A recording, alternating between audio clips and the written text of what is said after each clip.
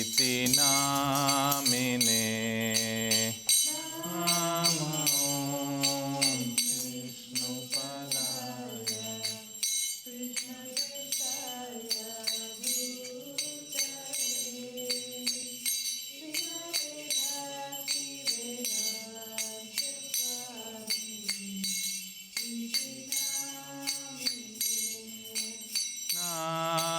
Namaste Saraswati Deve Gauravani Pracharine Nirvishesha Shunyavadi Paschatya Deshatarine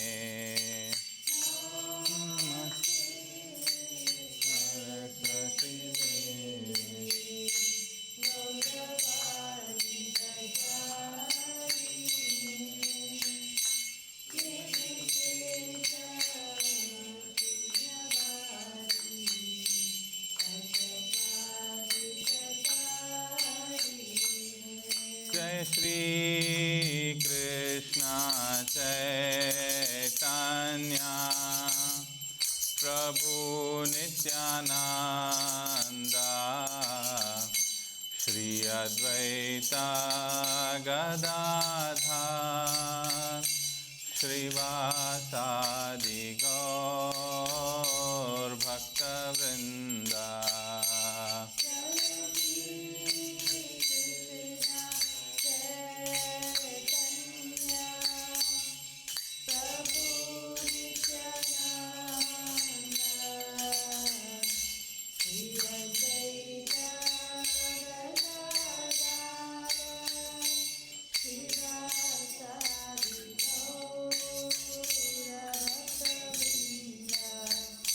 Jaya Shri Krishna Chaitanya Prabhu Nityananda Shri Advaita Gadadhar Shrivasadi Gaur Bhakta Vrinda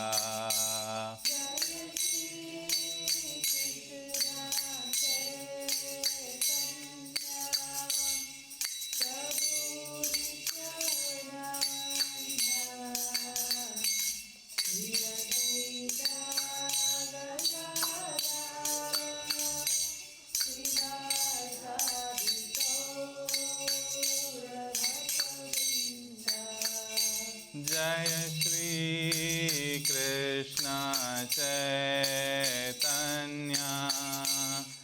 Prabhu Nityananda Shri Advaita Gadadhar Shrivasadi Gaur Bhakta Vrinda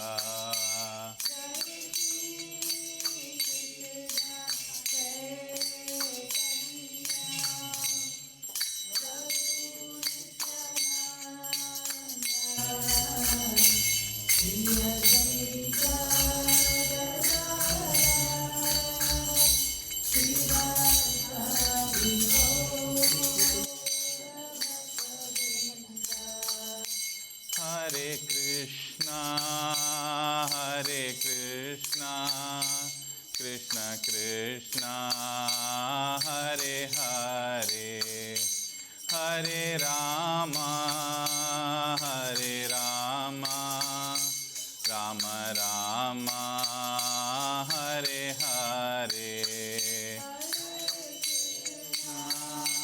Hare Krishna, Krishna Krishna, Hare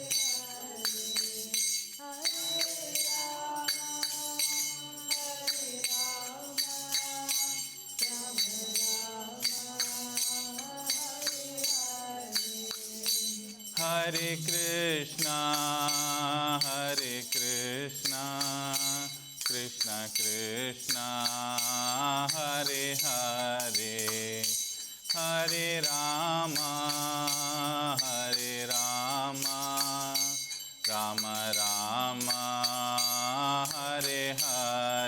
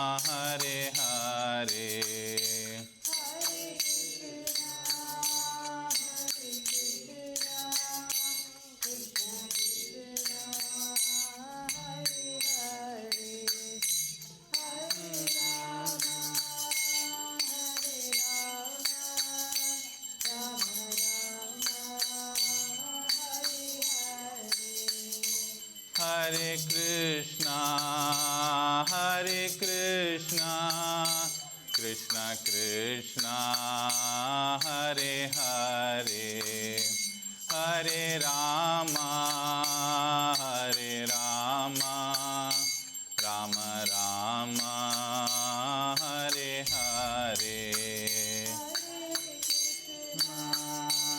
Hare Krishna, Krishna Krishna, Hare Hare,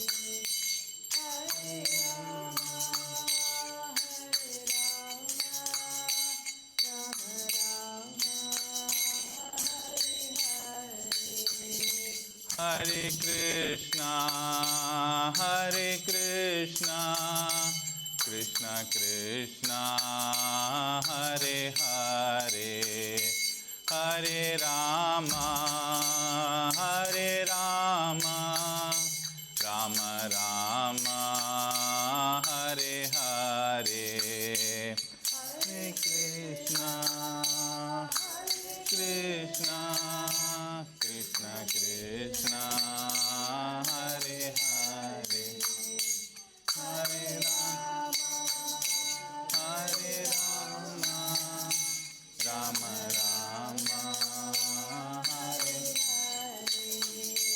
Hare Krishna, Hare Krishna, Krishna Krishna, Hare Hare, Hare Rama, Hare Rama, Rama Rama, Hare Hare,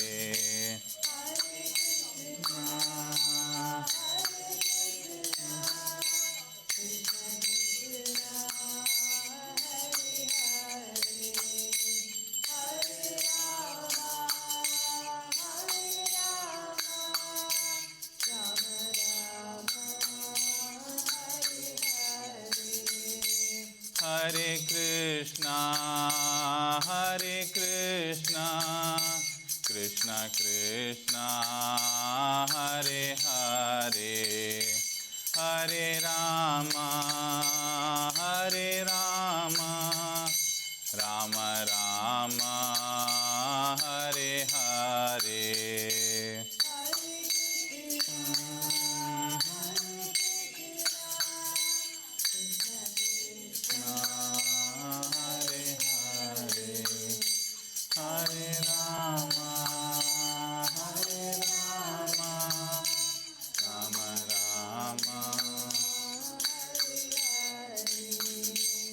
Hare Krishna, Hare Krishna, Krishna Krishna, Hare Hare, Hare Rama, Hare Rama, Rama Rama, Hare Hare.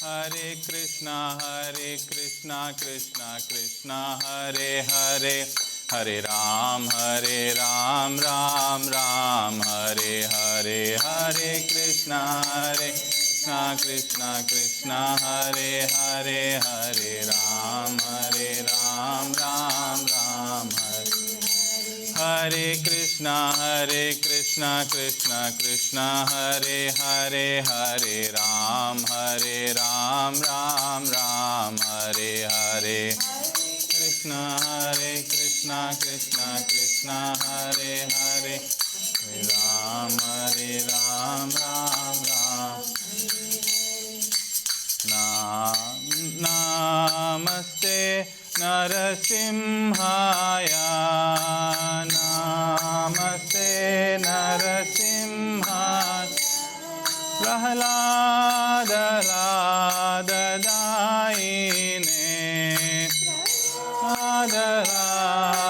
Daine, Hiranyakashipurvakshaha, Hiranyakashipurvakshaha, Tilatanka Nakhalaye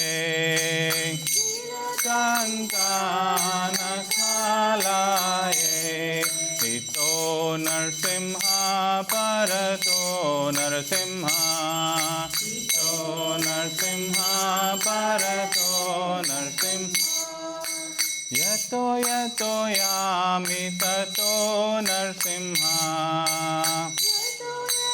Yami tato narsimha Bahir narsimha Hridaye narsimha Bahir narsimha Hridaye narsimha Narsimha madim Sharanam prapadye Madim Sharanam Prapadye Tavakara Kamalavare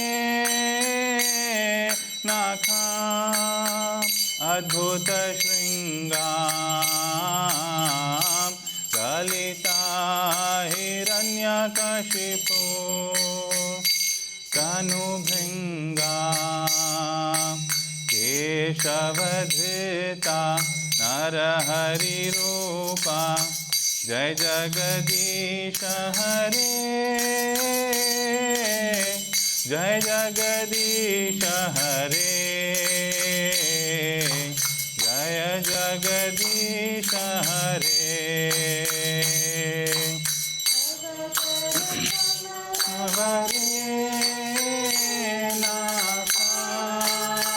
Adbhuta Shringam Galita Hiranyakashipu Tanubhringam Keshavadhrita Narahari Rupa Jai Jagadisha Hare Jai Jagadisha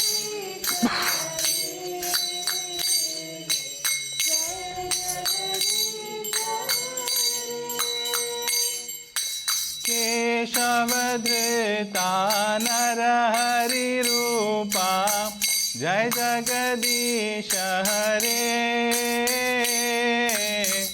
Jai Jagadisha Hare Jai Jagadisha Hare Keshavadhrita Hari Rupa Jai Jagadisha Hare Jai Jagadisha Hare Jai Jagadisha Hare Jaya Narsimha Dev Jaya Narsimha Dev Jaya Narsimha Dev Jaya Narsimha Dev Jaya Narasimha Dev Jaya Narasimha Dev Jaya Narasimha Jaya Prahlad Maharaj Jaya Prahlad Maharaj Jaya Prahlad Maharaj Jaya Prahlad Maharaj Prahlad Maharaj Jaya Prahlad Maharaj Jaya Prahlad Maharaj Jaya Prahlad Jaya Radhe Shyam Jaya Radhe Shyam Jaya Radhe Shyam Jaya Radhe Shyam Radhe Shyam Jaya Radhe Shyam Jaya Radhe Shyam Jaya Radhe Jaya Jagannatha Jaya Jagannatha Jaya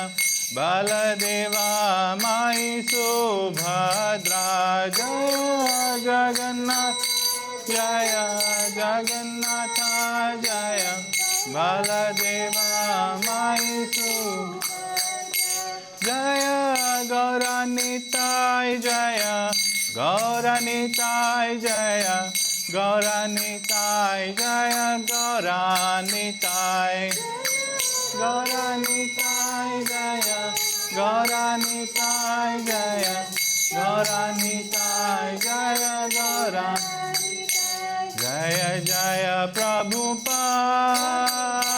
Prabhupada, Prabhupada, Jaya Jaya Prabhupada, Jaya Jaya.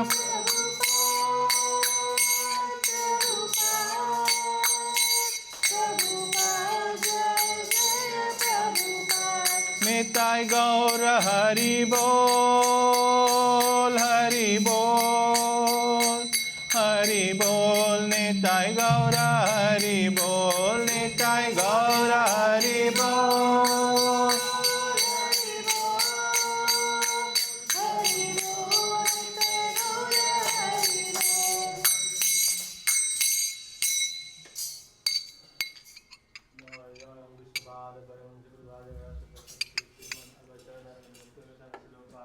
Jai. Jai.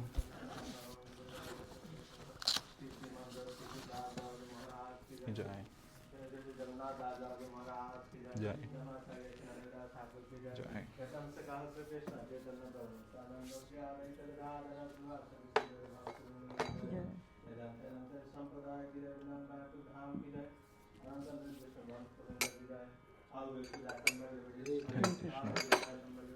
Hare Krishna.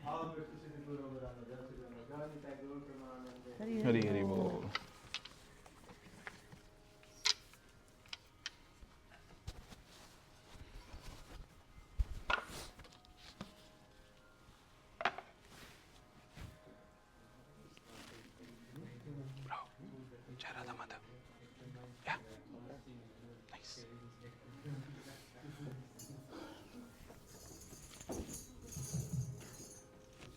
Hare Krishna, everyone. Welcome to our temple program today.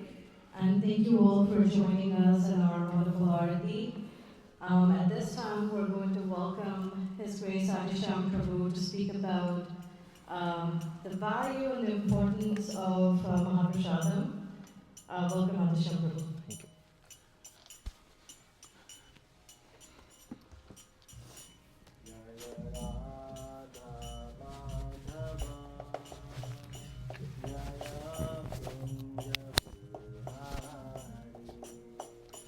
Jaya Radha Madhava, Jaya Kunja Bihari, Jaya Radha Madhava, Jaya Kunja Bihari, Jaya Radha Madhava, Jaya Kunja Bihari, Jaya Gopi Jana Vallabha, Jaya Girivardhari, Jaya Girivardhari, Jaya Gopi Jana Vallabha, Jaya Girivardhari, Jaya Girivardhari, Jaya Gopi Jana Vallabha, Jaya Girivardhari, Jaya Girivardhari, Jaya Gopi Jana Vallabha, Jaya Girivardhari, Jaya Girivardhari.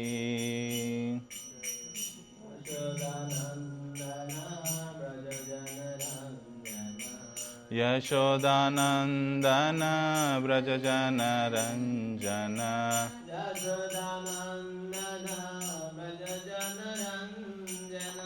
Yashodanandana Brajajana Ranjana,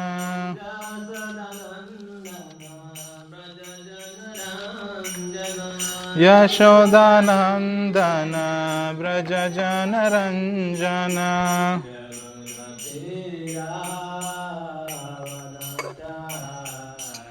Yamnatiramanachari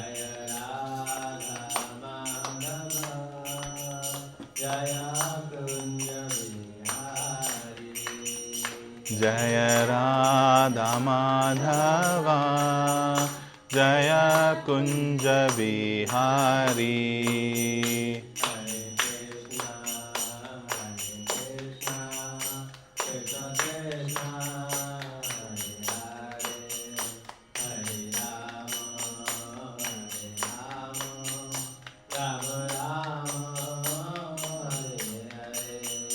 Hare Krishna, Hare Krishna, Krishna Krishna, Hare Hare, Hare Rama, Hare Rama, Rama Rama, Hare Hare.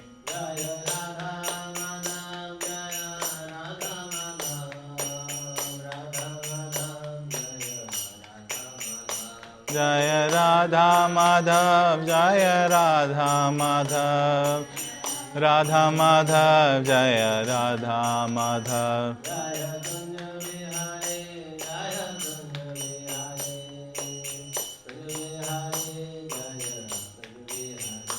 Jaya Kunja Bihari, Jaya Kunja Bihari, Jaya Kunja Bihari, Jaya Kunja Bihari.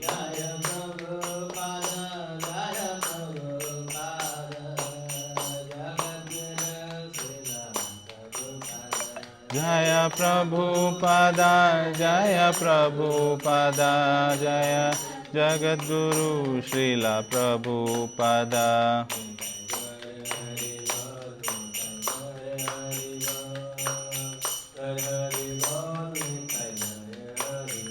Nitai Gaura Hari Bol, Nitai Gaura Hari Bol, Gaura Hari Bol, Nitai Gaura Hari Bol.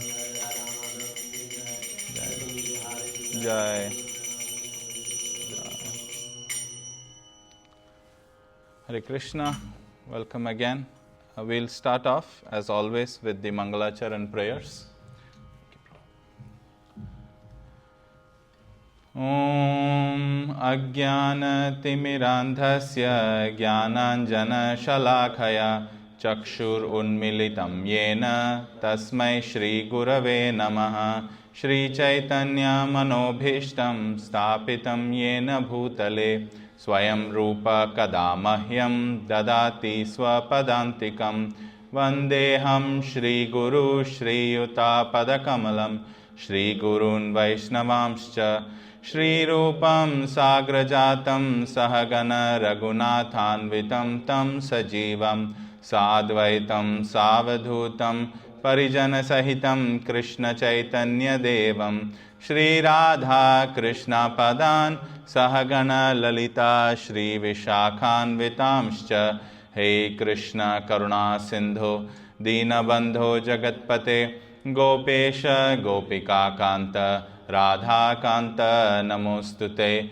Tapta Kanchana Gaurangi Radhe Vrindavaneshwari Rishabhanu Sute Devi Pranamami Hari Priye Vancha Kalpa Tarubhyascha Kripa Sindubhya Evacha Patitanam Pavanebhyo Vaishnavebhyo Namo Namaha Nama Om Vishnupadaya Krishna Prishtaya Bhutale Srimate Bhakti Vedanta Swamin Iti Namine Namaste Saraswati Deve Gauravani Pracharine Nirvishesha Shunyavadi Paschatya Desha Tarine Jai Shri Krishna Chaitanya Prabhu Nityananda Shri Advaita Gadadhara Shrivas Adi Gaura Bhakta Vrinda Hare Krishna, Krishna Krishna, Hare Hare, Hare Rama,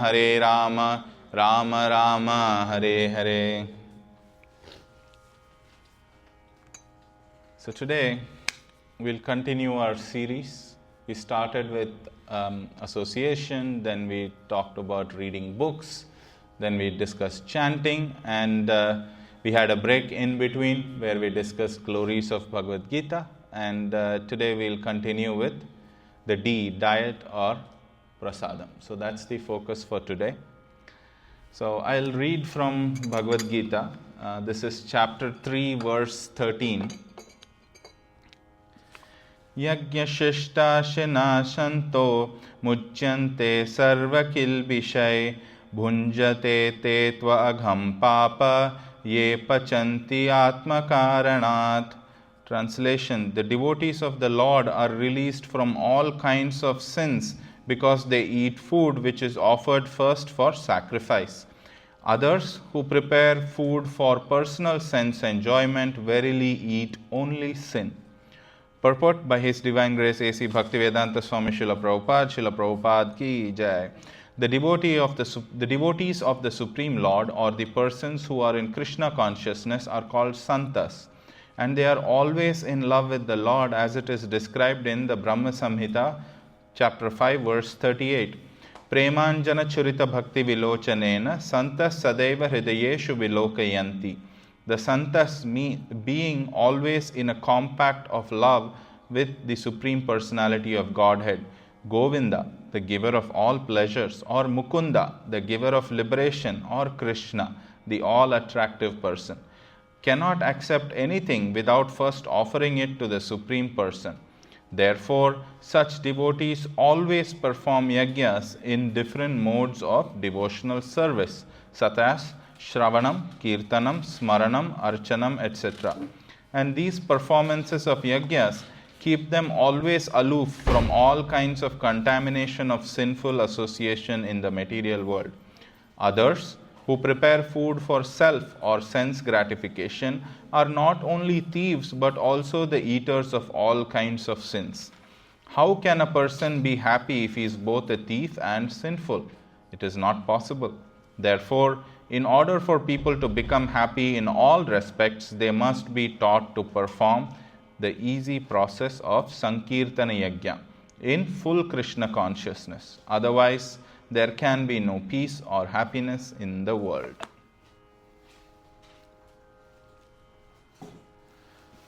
So, it's a very powerful statement and purport, right? And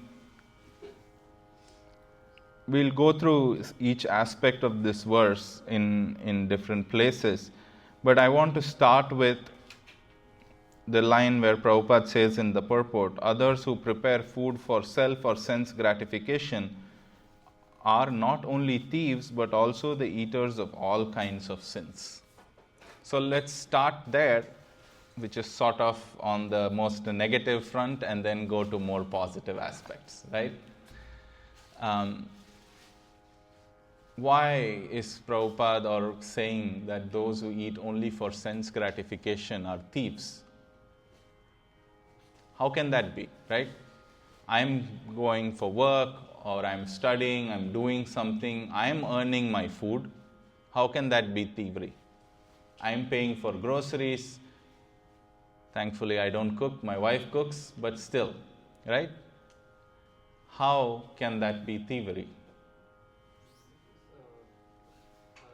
Cultivation of the growth of the crop, there is and some many resources planted. Right? In order for the food to grow, there are many things needed, right? If it was all up to our own efforts, will we ever have droughts? A farmer says, I till the soil, I sow the seeds. But the soil is given by the Supreme Lord. The seeds come from the mercy of the Supreme Lord, right? And if that was the only thing needed, then that is also to some extent okay, but that's not enough. You need to water the seeds. The water is provided by the Supreme Lord. The sun is required for the seeds to sprout, for the food to grow, for the plants to grow. That is given by the Supreme Lord. The air from which the plants take nutrition is given by the Supreme Lord. The weather conditions that allow the plant to grow is given by the Supreme Lord. In fact, Krishna says in the Bhagavad Gita that He is the He says, Buddhim buddhimatam asmi, that I am the intelligence of the intelligent. Right? If you think about it, there is not much that we can do on our own. Everything is done by the mercy of the Lord or through the empowerment of the Lord. So, if you think from that perspective, when we eat the food without offering, it is akin to somebody coming into your house, going through the kitchen, taking all your groceries, using your gas or electricity, cooking everything, and just eating themselves. Right? How would we feel? We'll just say, don't let the door hit you on your way out. Right? Never let that person back in the house. Right? But that is what we are doing to the Supreme Lord if we do not offer. So that is why it is thievery if we do not offer. Right? And as far as eating sin, we need to touch on that as well. Right? Why do we not eat meat? Why should we not eat meat? Anybody? It's a basic. Why should we not eat meat? Why to kill somebody? Right? You're killing an animal, right? So what you do, what happens when you kill somebody or some animal is the soul in that body has a particular set lifetime that it must live in order to burn off the karma that it has accumulated. When you kill an animal just to satisfy your taste buds, what happens is you interrupt that soul's journey. And when that happens, you suffer reactions. There are designated hellish planets and punishments for people who eat meat. Most people, when you try to tell them, hey, when you eat meat, this is what happens, you're killing something, they'll be like, oh, plants also are alive, you're killing plants, so why is vegetarianism okay? I was going to say that. Yeah, right? That is what everybody says. That is why Prabhupada is saying, if you eat without offering, you eat only sin. In this material world, even though we may think we are like great and we do everything, we are completely dependent on other living entities for our survival. Right? So we are forced to kill and eat. There is no getting away from it.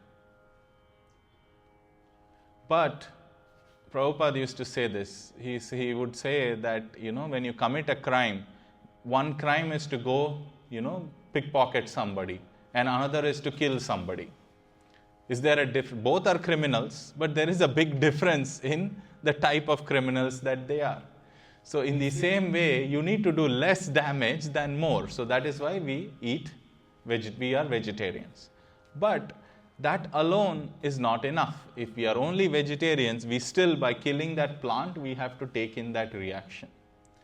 But instead, if we offer that plant, whatever we prepare to the Lord, then the Lord sanctions that food. He sanctifies that food, which means the reactions are taken away. So if you eat without offering as a sacrifice, then you only eat sin. That is what Krishna is talking about here. Now, the smarter ones amongst us may wonder, hey, then can I not offer meat to Krishna and eat? Right? That's the next logical question. When somebody comes to your house, what do? You ask them, right? What do you like to eat? Do you have any allergies? And all that. Why do you do that? Because you care for the other person. You don't want them to come over to your house and suffer, right? If you care for the other person, you will ask, you will inquire what it is that they like to eat, what can they not eat, and things like that. So Krishna tells in the Bhagavad Gita very clearly what he eats. Patram pushpam phalam toyam, he says. Right? So leaf, fruit, flower, water, these are the things that Krishna eats. We know from the Bhagavatam and from different Krishna Leelas, he likes to eat milk and milk products and things like that. So if we are offering something to Krishna, we should offer what he likes to eat, what he wants to eat, right? Not what we want to eat. So that is why you don't offer. So that takes care of the negative side of it, right? Avoiding pain, which is the first step for us, right? Now we go a step further. Bhakti Rasamrita Sindhu quotes this as the 37th limb out of 64. It talks about 64 angas of bhakti. The 37th anga is that one must offer bhoga and honor prasadam. So honoring prasadam is one of the limbs of bhakti. In fact, we sing in our bhajan, Chaturvida Bhagavat Prasada Swadvanna Triptan Hari Bhakta Sangha. Right? We sing from Guru Ashtaka by Bhaktivinoda Thakur. There we are saying that by eating the 4 different types of prasadam, we make the Guru happy. Right? So why is the spiritual master happy if we eat prasadam?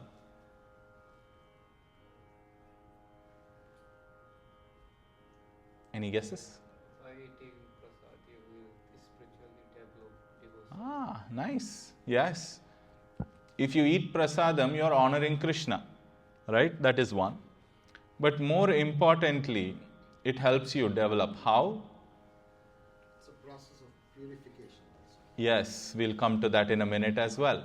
Right? There is another verse that says, Vacho vegam manasa krodha vegam, jihva vegam udaropasta vegam, etan veganya vishaheta dira, sarvam apimam prithvim sasishyat. Right? The verse says that all these senses are there. These different senses should be controlled. But all of these senses are led by the tongue. How do we know that? See, the moment a living entity is born, the first thing the entity looks for is food. It's called Annamoya. The first thing that the living entity looks for is food. This is the conditioning of the living entity. So the living entity, we are all controlled by our tongue. In terms of purification, we'll come to that a little bit further, but there is another aspect to that purification as well, which is that one's consciousness is affected by what we eat. So when somebody prepares the food, right? We've all experienced this probably in our families, right? When mother is angry and the mother cooks, the food feels a little bit more spicy than usual, doesn't it? Right? Same thing with spouses, right? It is because the consciousness of the person preparing the food goes into the food. And when we eat that food, especially grains they absorb that consciousness more. So when we eat that food, we are affected by it. So that is why we have to be careful for what we eat. Not only is our consciousness starts with being attracted to food, when we eat the food, that further, inflames our consciousness as well. But one blessing in bhakti is that we can engage the tongue, right? We are supposed to control the tongue, but in bhakti we can engage the tongue through prasada. Right? We are so fortunate that Srila Prabhupada has established this system for us. One must enjoy prasadam, recognizing that everybody enjoys prasadam for sure, but we must enjoy prasadam recognizing that it is the blessing of the Supreme Lord, right? And it is provided to us by His mercy. That is why we chant the prasadam prayers, right? So that we remember that Krishna has given us this prasadam. And this is an integral part of bhakti. In some ways, prasadam showcases the vast mercy that the Supreme Lord has for us. If you think about it, it is a very easy and appreciable part of bhakti even for new people to come, right? Many people come to programs and temples only for the sake of prasadam. It's very common, right? And in fact, Srila Prabhupada used to attract his initial disciples through prasadam. He would prepare sweets and keep. So even those who were at that time addicted to all intoxicants would come just to eat prasadam, and that's how they started, right?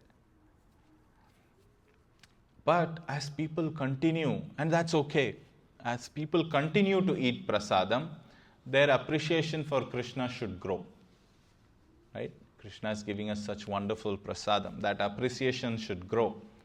Then, after some time, we appreciate the mercy and we reciprocate out of gratitude.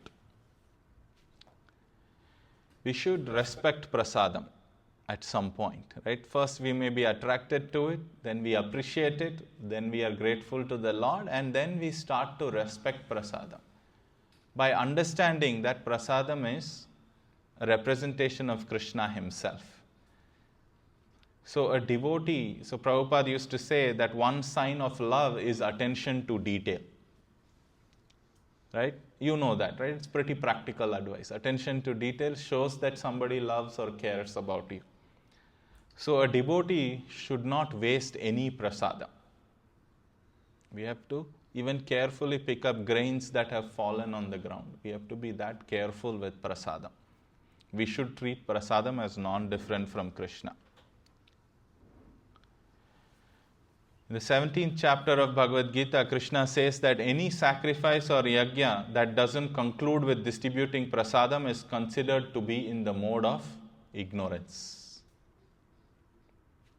Lord Kapiladev says in the 3rd canto of Srimad Bhagavatam that one of the most important principles of deity worship is to offer bhoga to the Lord and distribute it as prasadam to all the souls. So when we distribute prasadam, so we are supposed to do it. Unless there is prasadam, that sacrifice is not considered to be proper. So much so, no matter what sacrifice you do, if you don't distribute prasadam, it is the mode of ignorance. The act of distributing prasadam has 2 aspects to it. One, you are acknowledging the Supreme Lord who gave us the prasadam, right? You are acknowledging his mercy.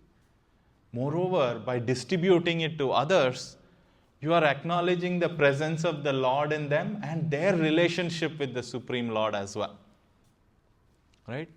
So the act of distributing prasadam is also a service.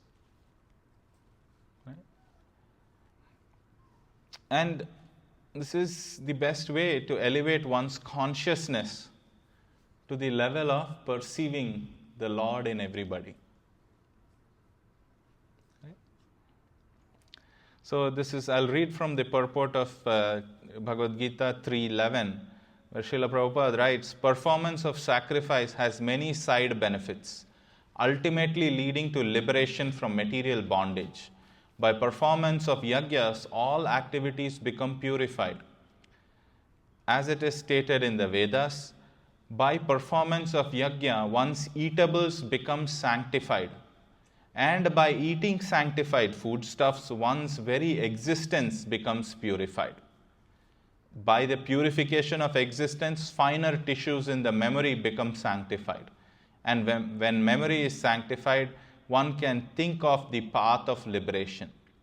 And all these combined together lead to Krishna consciousness, the great necessity of present-day society. We'll talk about this a little bit, because prasadam is sometimes referred to as the secret weapon, right? Because everybody enjoys prasadam and eats, right? But once it goes in, nobody figures out how it affects you from within. But that is not surprising. When we are not well, we may take a medicine, right? We may take a Tylenol or an Advil or something. We have no idea how it acts. There is something happening with the chemical reactions, but over a period of time, you feel the effect of it. That you feel better, your symptoms reduce. Then you're like, okay, it is having an effect.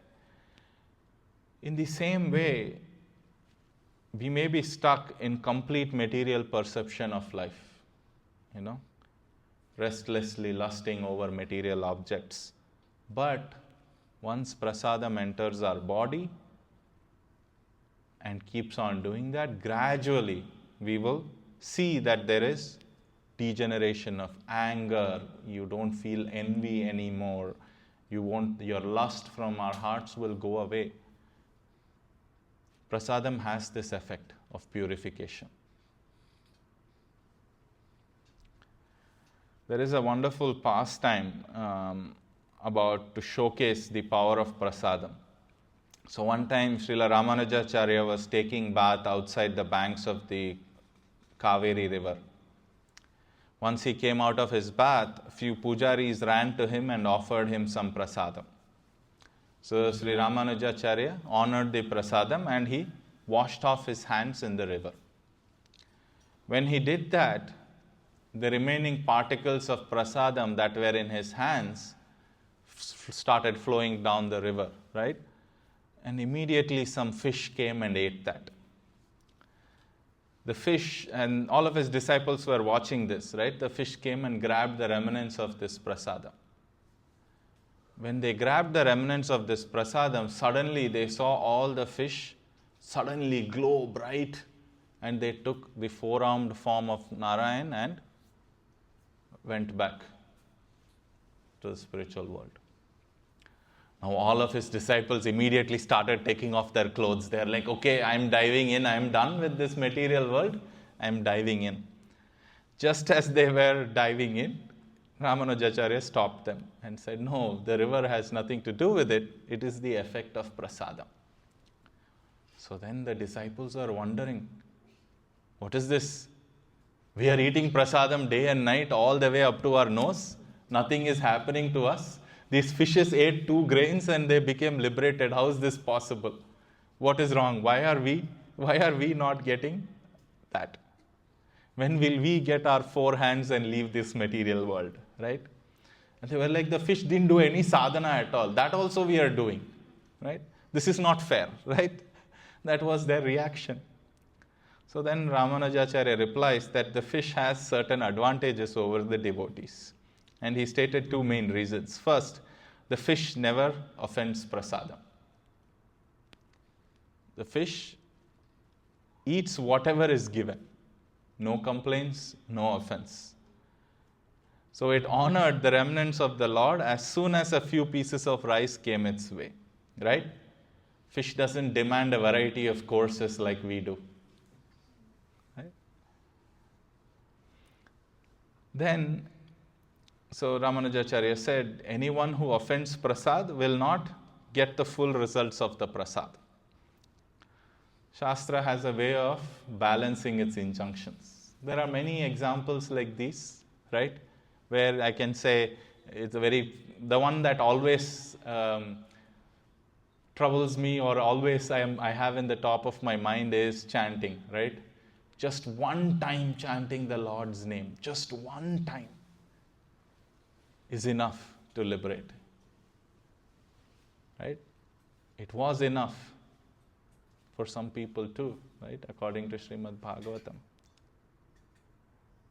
But we are chanting 16 rounds for how long? We're still struggling.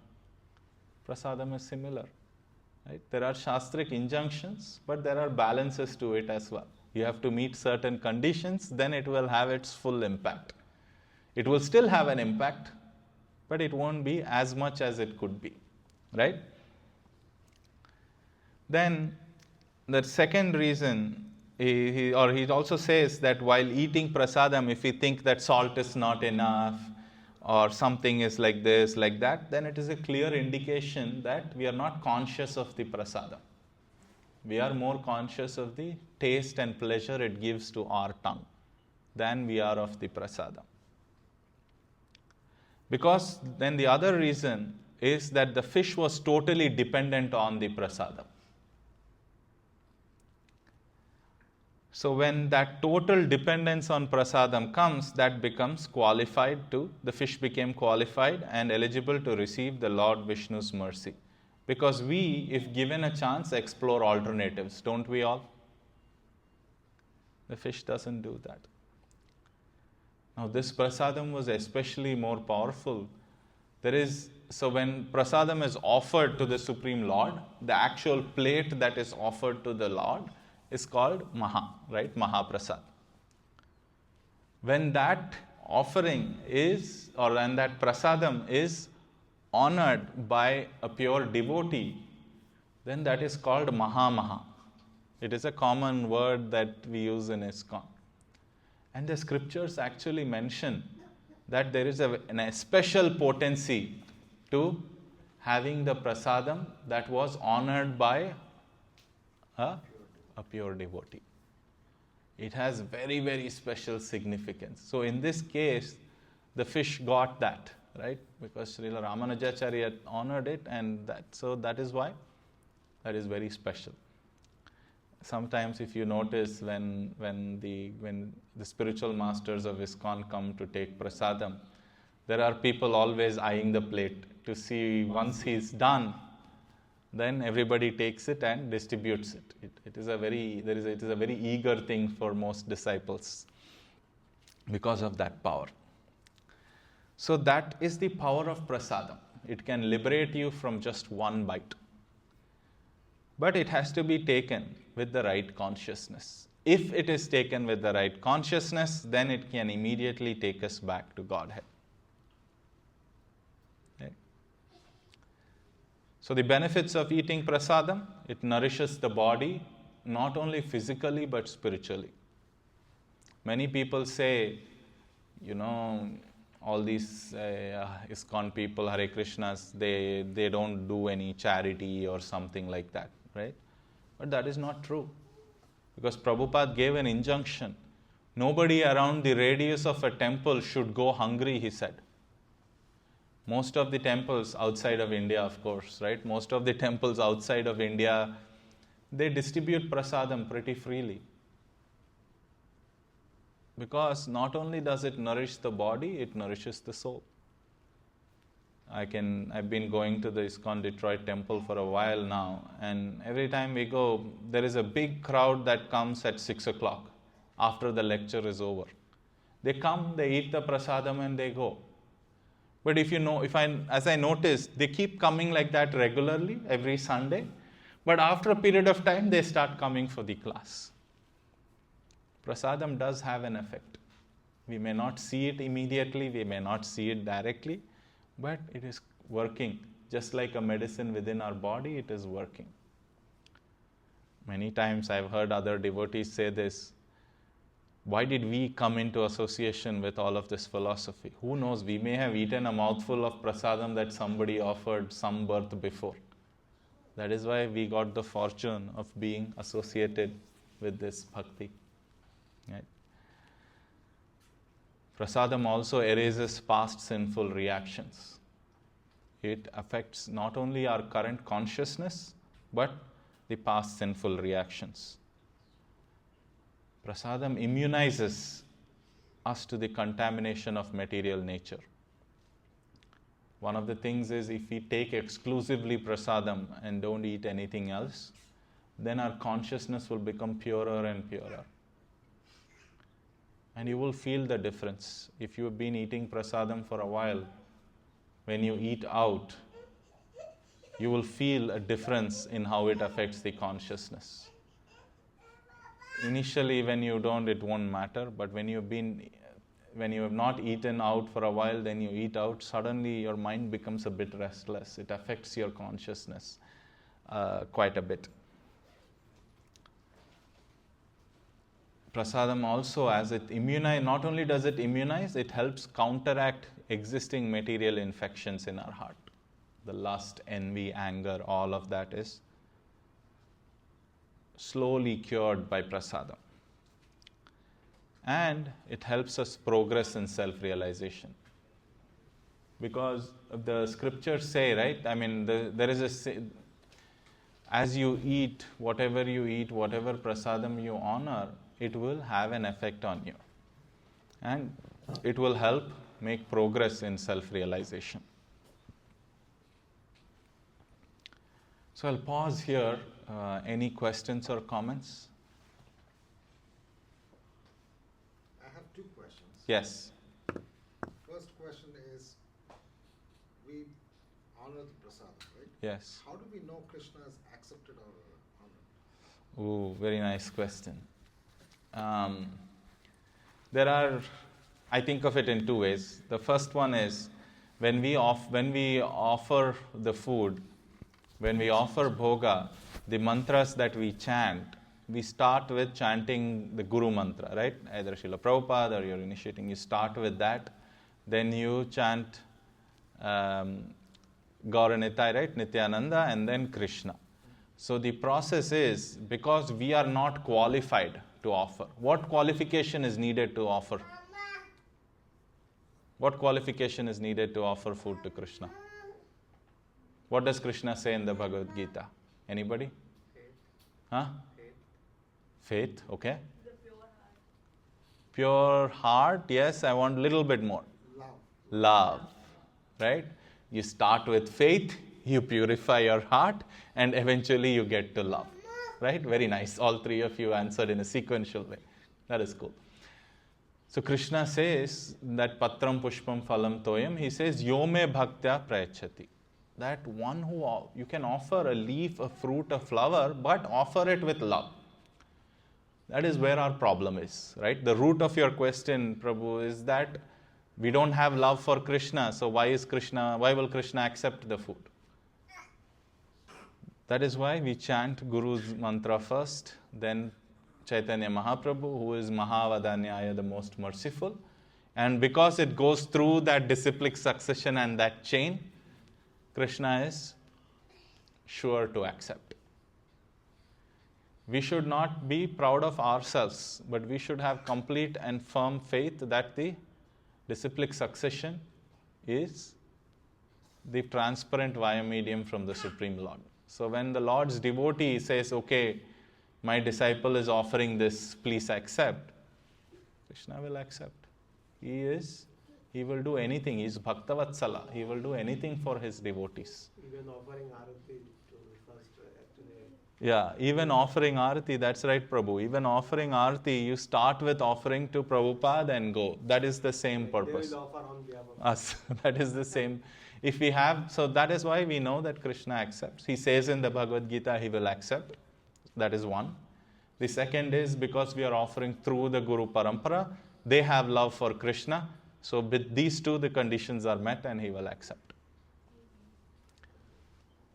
That is an immediate scriptural answer.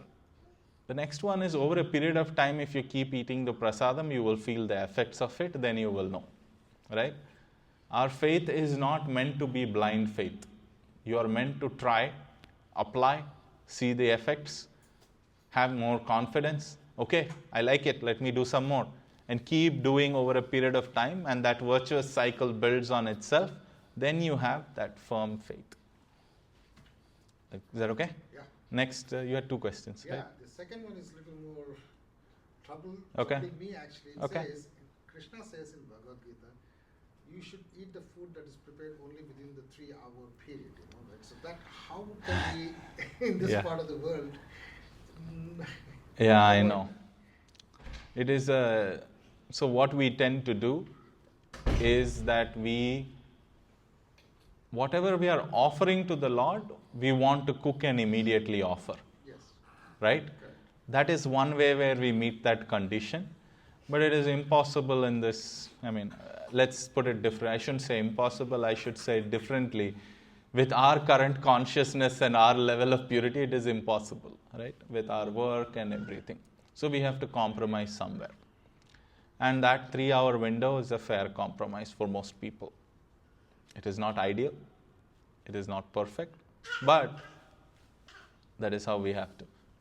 I'd rather do that than eat food that is not offered. Right? That should be our thought process. It's not the right way to do it. But you start somewhere.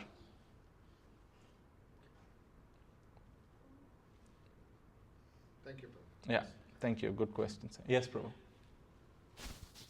Hare Krishna, Prabhu. Mm-hmm. You mentioned a very beautiful point regarding meat eating and how it's prohibited. Though it's very well talked about in ISKCON, if you can just touch upon it. Other aspects that are either prohibited or that a person should take in account? Yeah, so there are 4 regulative principles that are required to be followed. So if you think about it, let's start with why should we follow, right? Let's start there and then we'll go to what we should follow.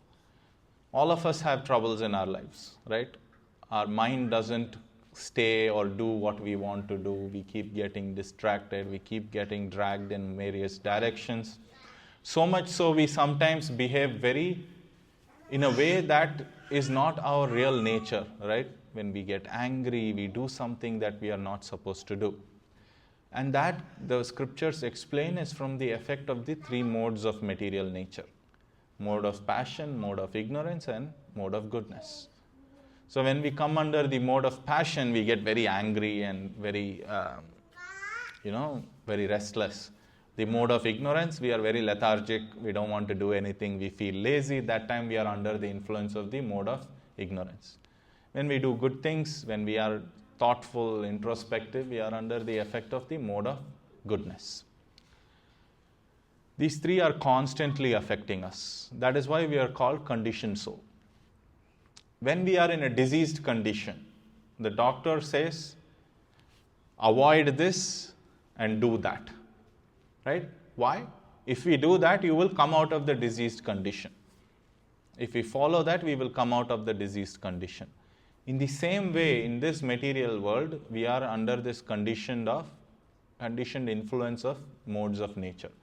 In order to come out of that and come out of that quickly, there are 4 things that we should do and 4 things that we should not do as a basic starting point. 4 things we should do. What are the 4? Yeah, A, B, C, D. Thank you.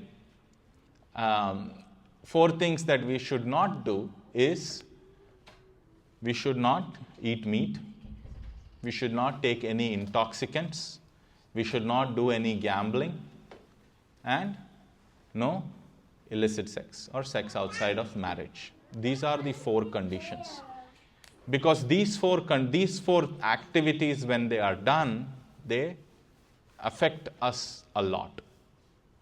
They affect our consciousness a lot. It is a pretty grievous sin that will become a heavy baggage for us and will slow us down in our path to come out of this conditioning. So those are the reasons why there are 4 things, regulations that we should follow. When those are followed, and when we do the positive things, right, what you should do, which is association, reading books, chanting, and having prasadam, then we will make rapid spiritual progress. Okay. Thank you. Hare Krishna. Anybody else? Any questions or comments? Yes. Eating meat. Yeah. It's fine. Go ahead. Eating meat and eating eggs. A lot of people argue, eating meat is not good, but eggs, they are not fertilized. They give like different kind of arguments. So what's what's the significance behind eggs as well? We shouldn't eat them. Yeah. So the question is, if you think about it, eggs, the purpose of the eggs is to give birth to a chicken, right? That's the reason why hens lay eggs. We may be artificially preventing some things and all, and we say, oh, there is nothing there, so it's okay. But that is again a human creation, right, if you will. We are forcing, or we are taking away the natural purpose of the eggs just to satisfy our tongue. Right? That is why we say no eating eggs. Even though one may say it's not fertilized, we don't do this, then you're forcing the chicken in a coop, forcing it to lay eggs in a certain way, pumping it with chemicals, whatnot. Yeah, sure. I mean, you may be doing, but all that other actions also create some sinful reactions which you will take in if you eat eggs. That is why they say don't, even whether egg is fertilized, unfertilized, avoiding eggs is required, or it's part of this avoiding eating meat. Does that make sense? Yeah, I can counter now. Yeah. Yeah. 2, yes, Mataji, go ahead.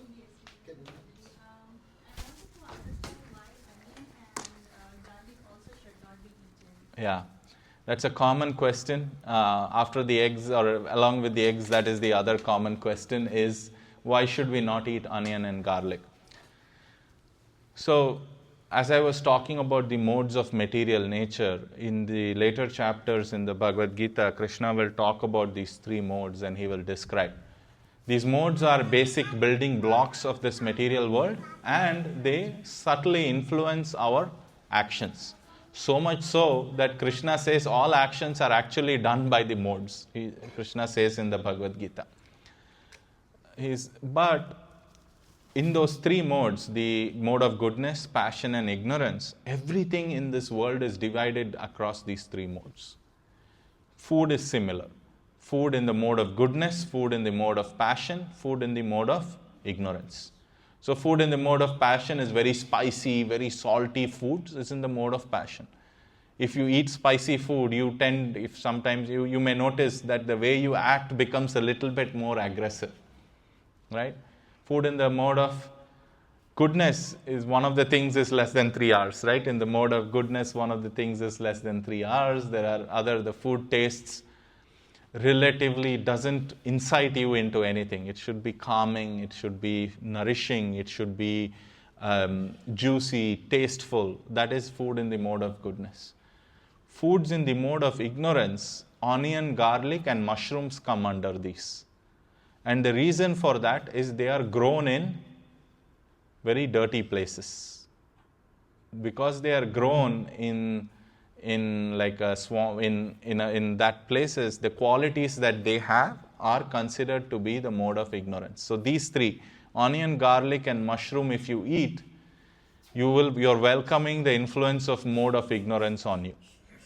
So it is not one of the don'ts as part of the 4 regulative principles, but this will definitely slow down bhakti, progress in bhakti, because you are bringing in mode of ignorance. You are what you eat. You've heard that sometimes, right? And that is the reason. So if you eat a lot of onion, garlic on a regular basis, then your mind, your consciousness becomes more and more under the influence of mode of ignorance. That's why they say if you avoid that, you will have you can do bhakti better. 1 minute, there's one more, then I'll come to you. You wanted a question? Hey, bro, please. Hare Krishna. Yeah. Hare My Krishna. question is, as we are like very initial stage of this bhakti, right? So what is the correct way to offer the food? And as we don't even remember the mantras and what could be the best way? Yeah, there is one PDF that is there. Maybe I can send it out in the group. If you're in the WhatsApp, you can look at it. But the correct way of offering, right? So one, we'll start with a step before. Technically, the correct way to cook itself is there, right? You should not use onion, garlic. There are certain things that you should do. You should not use. Second, your consciousness also matters. When you are cooking, if you are cooking for yourself, for your satisfaction, that consciousness goes into the food.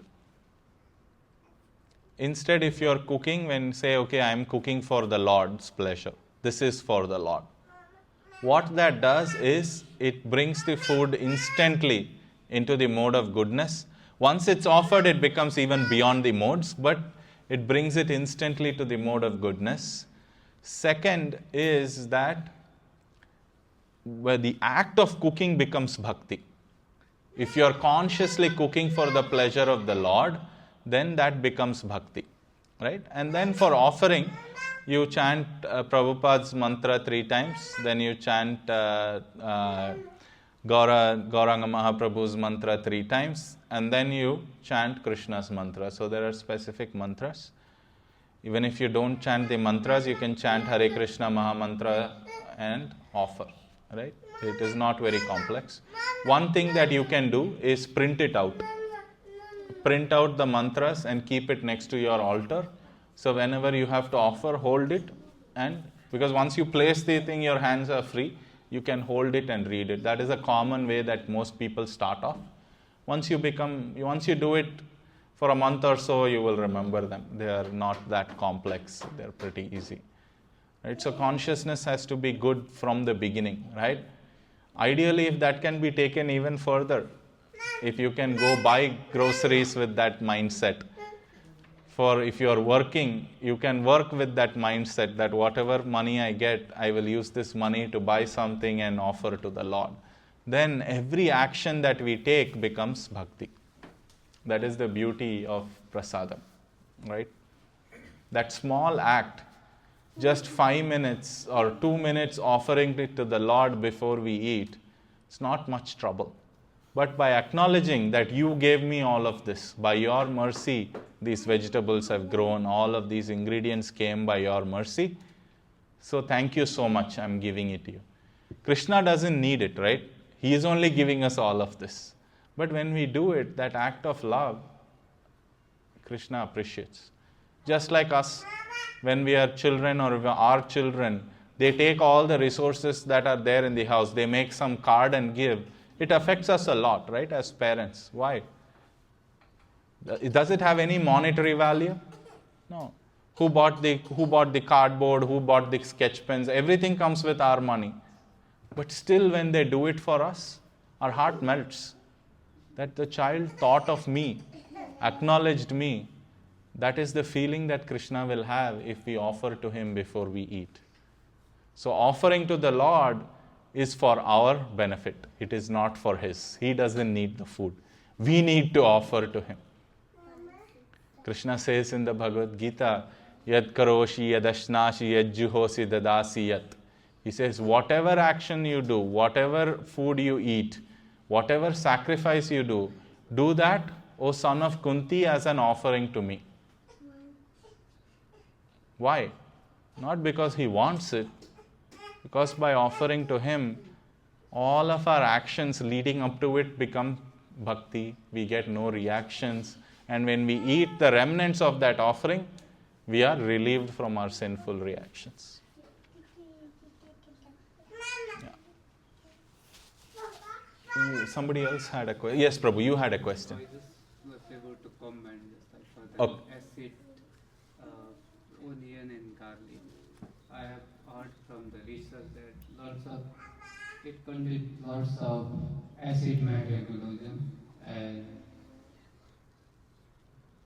toxic chemical. It will damage the parts of brain. I just heard it. I don't know. I don't know if it is true or not. It's possible. But yeah, I'm not sure. Yes? I have one question, like, I didn't read any That's okay. all this. But what is the way of bhakti? Like, is it mandatory to follow rules like book and all this, or just doing your work with the honesty is also a bhakti? Do I need to chant every day, or this? Yeah, it's the strict or the definition of pure bhakti is that one must act with no interest for oneself. One must act only with the intent of pleasing the Supreme Lord. That is real bhakti. That is real bhakti, right? So now, that may seem very abstract to say, okay, how do I act for the Lord? Being honest and doing your work is good. You will get good karma for it. You will get good reaction for it, which will give you some material benefits, which will allow you to get a better birth in the next life, which is good. But it still means you are within this cycle of material world. Bhakti means to act in service of the Supreme Lord. That means we should do something that pleases him. Rishikena Rishikesha Sevanam Bhakti Ruchyate. That you must serve the Supreme Lord with your senses. So when we do work, it is not the fact it doesn't matter whether you are doing work or not, what work you are doing or not. That doesn't matter. The consciousness with which you are working matters. If you work honestly and you earn that money honestly, you spend it, all that you do without committing sins, you will get a good birth, you will get good wealth, whatever it is you will get. But that is not bhakti. That is, you are uplifting yourself a little bit materially. The problem with, or the reason why it is not bhakti is you are acting in terms of the body. When that same work, if you do that same work to say, I am earning this money to buy something to please the Lord, then it becomes bhakti. So unless the Supreme Lord is involved, it is not bhakti. You have to establish. Those actions will be having reactions. That is the reason why, right? So if you act for the Supreme Lord, then it will not have a reaction. See this, we talk about karma a lot, right? Karma means you have a baggage on you, whether it is good karma or bad karma. So if I take a second to go back to the basics a little bit, right? What is our real identity? Are we this body? No. Because my body changes. The way I looked 5 years ago is nothing like I look now, but I am still the same person. If my identity was this body, then who was I 10 years ago? Who will I be 10 years from now? Right? And I keep saying my body, my hand. I don't say I body, I hand, right? So what's the I then? The I is the spirit soul that is in our.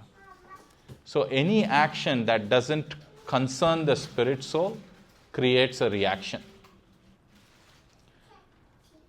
Anything material we do creates a reaction. That reaction traps us in this material world, causes us to take birth again and again. So even if you work, do nicely, live a good life, you will get good karma. That means you will have to take birth again to enjoy that karma, the karmic reaction. You may wonder, that sounds pretty good, what's the problem?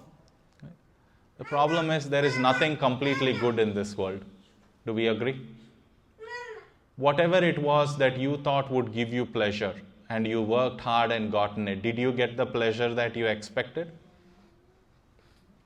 Krishna, who created all, who's the creator of everything, says that this material world is full of misery. Dukhalayam ashashvatam, he says. It is temporary and full of misery. The pleasure, so as long as you are in this material world, you will feel misery, you will feel loss of things. These two are guaranteed. How much technology has advanced and still we have birth, death, old age and disease, right? Nothing has gone, none of those have really gone away. So that problem will be there. So only when we act beyond the plane of the body and act with the intent of pleasing the Supreme Lord, it is considered bhakti. And what about the chanting mantras and all these ones considered bhakti? Yes. Yeah, so chanting is considered bhakti. It is one of the most powerful processes of bhakti. But it is not all mantras. And I'm going to be, this is a little bit maybe controversial, but you have to consider this logically. Every mantra does not give the same result. Practically, logically that makes sense, right? Every mantra does not give the same result. So when you chant a mantra that is praising or pleasing to the Supreme Lord, that is bhakti. Krishna says in the Bhagavad Gita that he is the Bhoktaram Yagyatapasam Sarvaloka Maheshwaram, that he is the enjoyer of all sacrifices. What that means is if somebody does a sacrifice to say Lord Shiva or Lord Ganesha, because Krishna is saying he is the enjoyer of all sacrifices, that sacrifice eventually goes to the Supreme Lord Krishna. But the effect of giving it directly to him is different from the effect of giving it to Lord Ganesha and going through Lord Ganesha. Does that at least logically make sense? You may have some reservations about it, we can talk, but logically giving directly to Krishna versus through somebody else has an effect. It's common in the material world too. right? If you can get directly from the source versus the middleman, we would always get from the source, right? Similar logic applies. So not all mantras are considered bhakti. Any mantras that are taken from the scriptures that are bona fide and for the pleasure of the Supreme Lord Vishnu Krishna is considered bhakti. So, like the ultimate one is only one. Yes. So, and all are the gods are his agents, or they are serving him. Yes. All the one. Yes. So, what difference does it make if I praise Lord Ganesha before Lord Krishna? So what difference does it make? It's not the human society's system that affects with the, if I say anybody and then he said anybody, then my work will done. So what difference does it make? Yeah, it's a good question. Eternal system. It's a good question. And I'll give you an example. The government has set up various agencies here, right? If you need a driver's license, you go to one department. If you need a passport, you go to one department. If you need a visa, you go to one department. If you need medical care, you go to one department, right? If I go to a passport office and I say, look, I demand you give me a driver's license, does that make any sense? No. So in the same way, the Supreme Lord has arranged different departments and heads and agents who run these departments. And they all have limits up to what they can do. Even in my company where I work, it's the same. If you need approval up to a certain amount, you go to a manager. If you need a higher amount, you go to somebody higher, senior manager. You go all the way up to the CEO. Above certain limits, only the CEO can approve. So in this arrangement within this material world, it is very similar. Every demigod has agencies and has been given the power to do certain things. So if you go to Lord Ganesha and you pray for him to remove obstacles, he will do that. He will do that if you meet certain criteria that is required, he will do that. It is considered to be like a business transaction. Why? The scriptures say you may have heard this, right? If you do this tapasya for this long, you will get this benefit.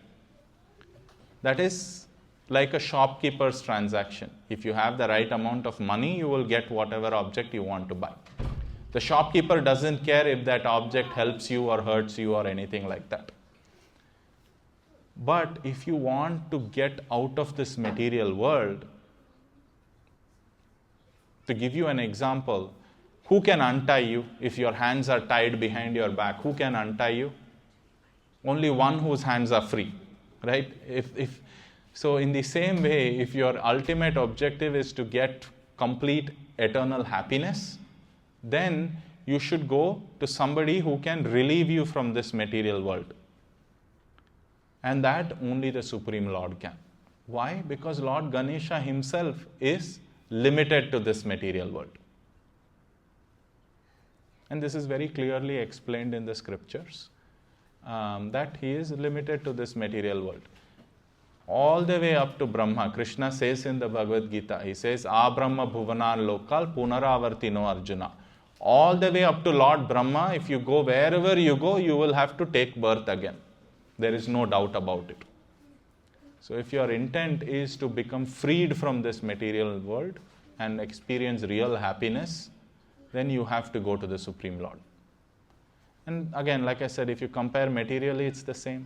Depending on what benefit you want, you go to that department. Does that make sense to some extent at least? Yes. Yeah. And one more. Yes. What is eternal happiness? And it depends on everybody's personal beliefs and all this, but if we are talking about eternal happiness, it's supposed to be a one feelings or one mind, right? Because it's eternal happiness that applies, or the application or the feelings will be the same for all of the people. I get your question, I will answer it, but I will modify it slightly. What makes me happy doesn't make you happy. right? May or may not. Let's put it that way. I shouldn't be that clear. Something that I really enjoy, you may not like at all. It may give you unhappiness.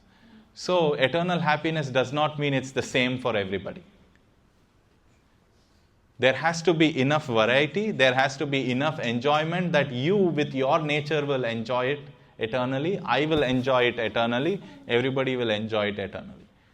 So by leaving this material world, you don't get trapped into one bright light or one void where there is no variety, there is nothing. Variety exists in this material world because it exists in the spiritual world. Even the Christians say, right, man was made in the image of God. This material world was made in the image of the spiritual world. So variety exists.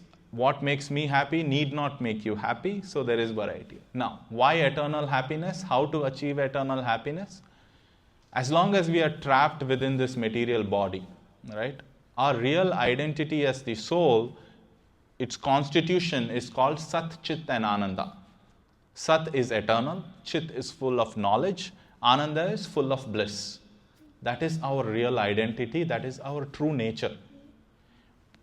Just like a mirror, when it is covered with dirt, doesn't reflect, right? Or you take a diamond and you put it inside slush and you take it out, it doesn't look like a diamond. But has it lost the property of the shine that a diamond has? Has the mirror lost its ability to reflect if it is covered by dirt? The innate ability is there, but as long as the impurities are above, you won't feel the effect, you won't see it. So, in the same way, our soul within is eternally happy. It is full of bliss. But because it is covered by this material body, not just this body that you can see, there is a subtle body as well. So, as long as it's covered, it will not feel that happiness. So, in order to feel that happiness, one must leave this material body and leave this material world and go to the spiritual world. Because in the spiritual world, Krishna says that there is constant eternal happiness. Not constant, I should say, ever increasing eternal happiness. So we have to leave this body and reach the spiritual world to experience that happiness. For some of us, that happiness may be sitting still, not doing anything. That's okay. For some of us, the happiness may be running around and being highly active. Some of us, the happiness may be doing one thing, doing another. But doesn't matter what gives us joy, that facility to enjoy that happiness is there in the spiritual world. There is no restriction of time there. There is no restriction of, there is unlimited resources there. And the scriptures explain all of this, right? Apparently, the walls are all made of touchstone. The trees are all kalpavriksha, that they are wish-fulfilling trees. So there is so much facility in the spiritual world to enjoy. That is why when we go there, we will experience that eternal happiness. However, if you go there, your intent should be exclusively to please the Supreme Lord. Only then you can stay there. Because if we go there with the intent of exploiting the resources for our pleasure, we will not get entry. And that is the process of bhakti. That is why the process of bhakti is slowly to start practicing to serve the Lord. We practice until it becomes in us saying, oh, I get so much happiness from serving the Lord. All I want to do is serve the Lord. When you become firmly established there, that all you want to do is serve the Lord, you want to please the Lord, then you become qualified to go to the spiritual world. So is it connecting the previous answer and this? That is why bhakti is when you serve the Lord. Preparing ourselves to go to the spiritual world. The beauty of it is, if you do that even in this material world, if you can exclusively act to please the Lord, you will experience that eternal bliss here itself. You don't technically have to leave the material world to enjoy with the Lord. You have to have that purity beyond this body. To say, the scriptures, when you do sacrifice, you say, idam na mama. This is not mine. when we can truly practice that, every action I do is for Krishna's pleasure, then you will feel that joy even in this material world. Yeah? Really good questions. We are at time, so we'll stop here, but I'm happy to take questions while we are having prasadam as well. Thank you so much for your kind attention. Please forgive me if I misspoke something.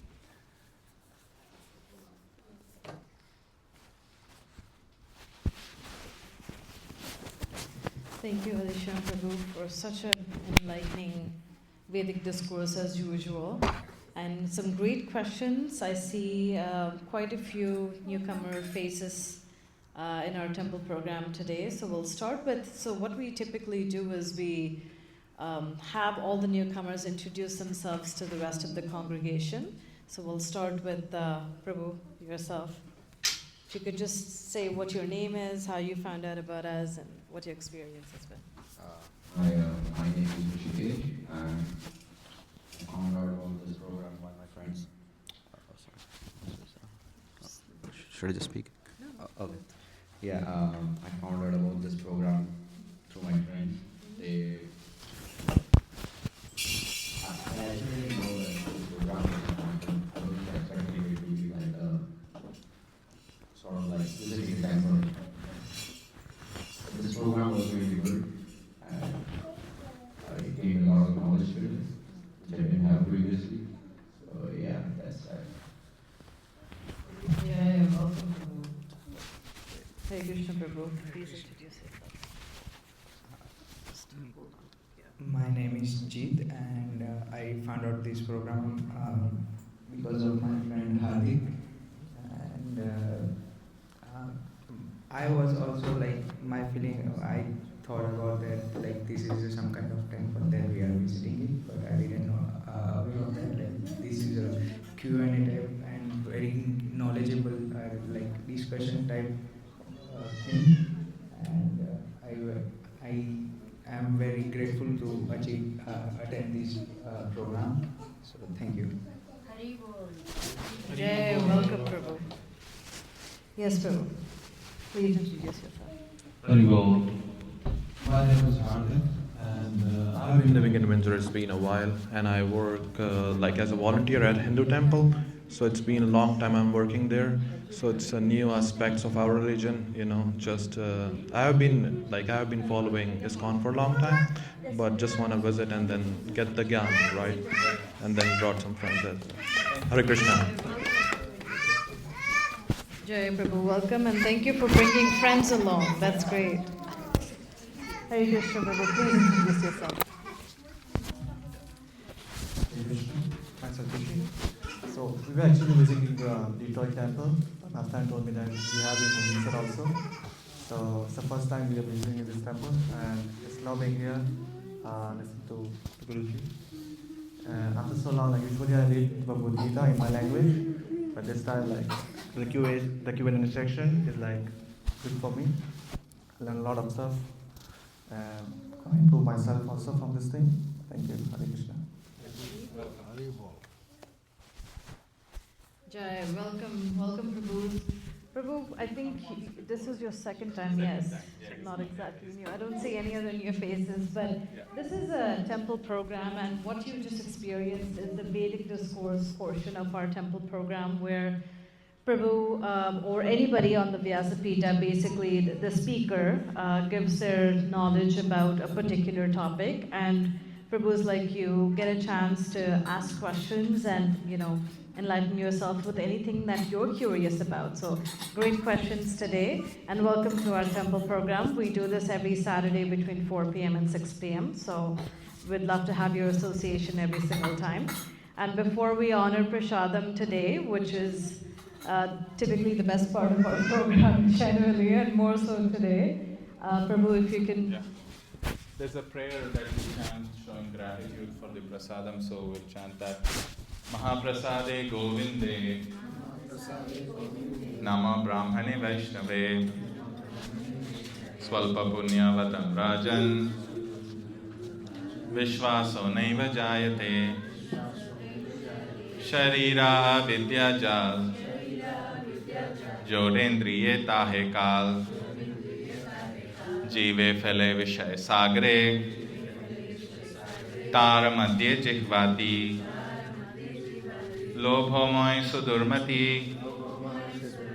ताके जेता कठिन संसारे कृष्ण बर दोयो मोय कोरी बारे जिह्वा जाय स्वप्रसाद नादि लोभाय से अन्नामृत पाओ राधा कृष्ण गुण गाओ प्रेमे डाको चैतन्य निताय जय निमाय जय निताय जय श्री कृष्ण चैतन्य प्रभु Nityanand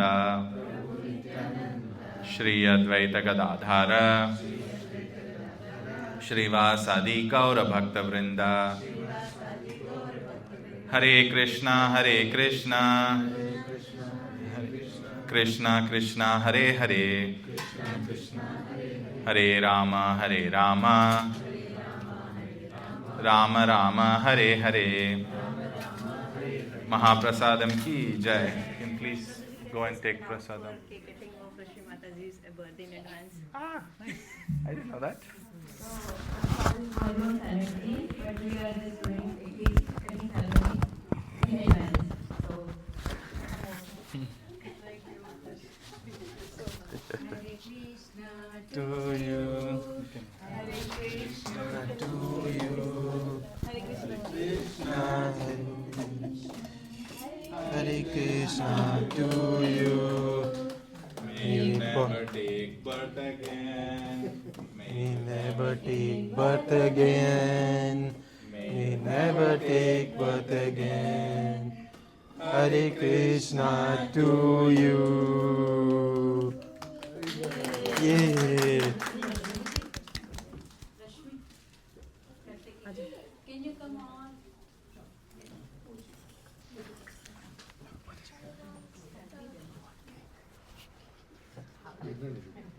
Can you take your contact info if you're not? I know I have. Just come on. You get Okay, cheers. Oh.